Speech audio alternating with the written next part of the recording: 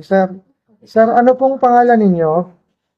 Good afternoon po. Ako po si Pauline Panyeso, 67 years old, na taga Dikaho, Indangan, District.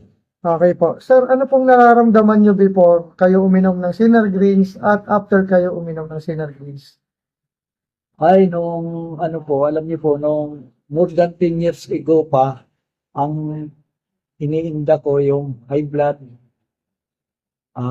lalo na yung, dahil sa edad ko yung di ako makatulog.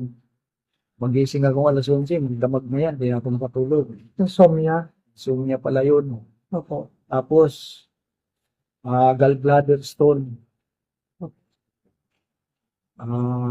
BP, yung high blood, hypertension. Mhm. So, nitong nag-take ako, nung ano lang, umpisa lang nung August 26, sa isang sasi pangalang yun eh. Ang unang na obserbahan ko po ay nabalik yung tulog ko. Kasi yung tulog kong yan, sakit ulo ko permi kada gabi na may umuwi dun sa kabilang block namin na alauna, kadlawon, na dumating sila, nagkakaraoke, Magdamag. magdamag.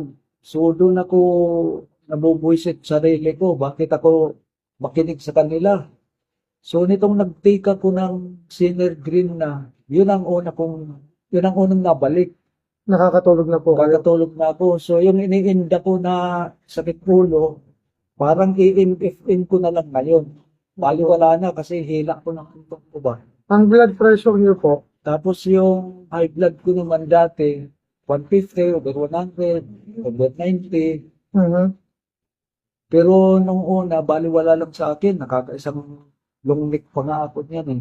mhm. Pero ngayon, first time ko nung last 2 nights na 110 over 70. Bumaba. Pero ang mostly, umpisa nung nag-take ako, siguro nitong week na to, dahil di pa man ako nag-BBP nung last week, di na umabot ng 130 over 80 plus. Basta ang mostly nasa kada mag-BB kung maisipan ko, 126, 121, over 76, over 73.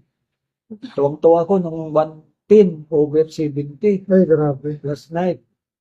Tapos yung Prostate nyo po. pag-ihi ko, Mhm. dati-dati, medyo hirap na. Ngayon, kung sa 1 to 10, ang bilang, nasa 6 na lang. Parang